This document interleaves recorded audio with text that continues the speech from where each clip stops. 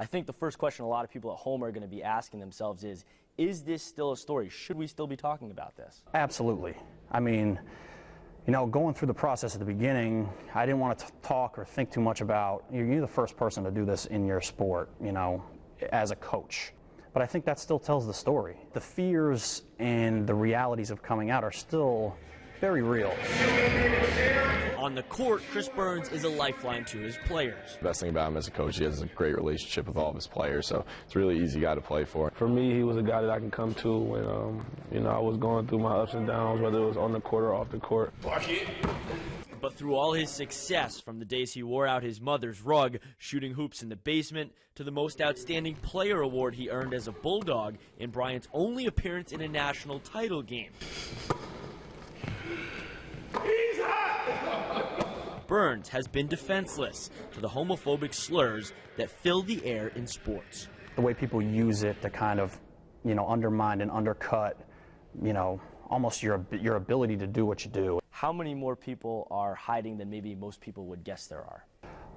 A lot more. They're out there, you know, and I have gotten reach out from those people who are out there, and I know people who are out there, you know, so they're everywhere. Never had a coach in a major sport come out as openly gay. Not in NCAA men's basketball or football, the NFL, the NBA, MLB, or NHL. On October 7th, Burns changed that, opening the door as the first and so far only coach to come out. I was surprised he was the first. Head coach Tim O'Shea had no problem with it, only concern for Burns' future. What were some of those legitimate concerns that he had? You know, it has a chance to affect you getting hired in your next job, and there's no question about it. It's very, just like we're talking about, there's a reason why I'm the only one. For Burns, coming out was a responsibility he had to own. People tell me, you know, no matter what you think happened that day, you've saved lives, and that's really what it's about. In your coming out letter, you write, quote, "The more I achieved and excelled at my sport, the further I felt for myself." That said, it must have been somewhat scary for you when you came out to the team. Yeah, I mean, that was really the last part of the process, and certainly the scariest. Am I going to be exiled, ostracized? Are they not going to want to be around me? Are the relationships I thought I had that were so strong, are those not really real? Part of his fear was believing the players didn't have any idea he was gay. And when he did reveal his secret to them, that part was true. I'm a gay man, and that was just, you know, I think everyone was kind of taken aback when he first said it. He kind of was like, hey, I hope you guys, like, can still be around me and stuff. For the first maybe 10 seconds, I was shocked, but after that, it was just kind of, okay, I'm glad you had the strength to tell us, but, you know, I'm going to still treat you how I treat you. The most interesting reaction is there's been almost no reaction.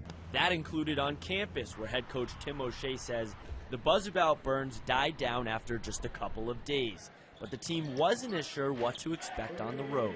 Did you face any adversity this season away from here? No, I did not. It was incredible. Seniors Shane McLaughlin and Curtis Oakley Jr. were on the court this season at combined 1,600 minutes. Was there any trash talk involving Chris? Everybody here knows, I'm going to be honest, everybody here knows that I talk a lot on the court. Nobody ever retaliated or said anything negative about Chris Burns. Instead, opposing coaches and players stopped Burns to share their support. We beat a really good team today, including a very special call he received before the season from the winningest head coach of all time, Duke's Mike Krzyzewski. What did he tell you on the phone, and what did that mean to you? Basically, it was, you know, I just want you to know that I support you, and I'm proud of you for doing this. I think it's important what you're doing, and I think you're going to help change a lot of lives. For him to call and say that he didn't have to do that, so that meant a lot for sure. We've talked about how Jason Collins has come out in the NBA, Michael Sam, another trailblazer, and now yourself, but not many people have really followed that lead. Why do you think that is? Some people don't feel like they need to do it. They feel like this is, you know, this separate from what they do, and they can keep those things separate. That concern over, you know, how high you can go, the level you can achieve is always going to stop people. When it comes to coming out as a college coach, location and the type of school make a big difference as well. Burns knows he was lucky to be at Bryant. There are certain schools that have a strong religious affiliation in the South and certain parts of the country where something like this probably would not be well accepted. I don't think it's possible everywhere in the country yet. Burns is the only coach out right now in major sports, but he's learned he's just one of many gay college basketball coaches out there. Without naming names, have you had any other coaches who have not come out reach out to you? Yeah. And I know plenty that are out there, whatever realm they may be in, whatever sport they may be in. The other guys that are out there, they're basketball guys, you know, and they're great at what they do. I mean, they're at high levels of this sport. And it's a movement begging for a headliner. Do you think that there's a mentality that it's going to take a superstar to really push some serious change? Yeah, I think that's a part of it. That person that's at the highest level, that's, you know, big-time professional guy or a high-level college coach or high-level college player, it certainly makes a bigger difference. People are going to look and say, oh, crap, like, if this guy's doing this, then anyone can do it. Inspiration that for some could be just enough to keep going. You know, I pondered it. Is suicide an option?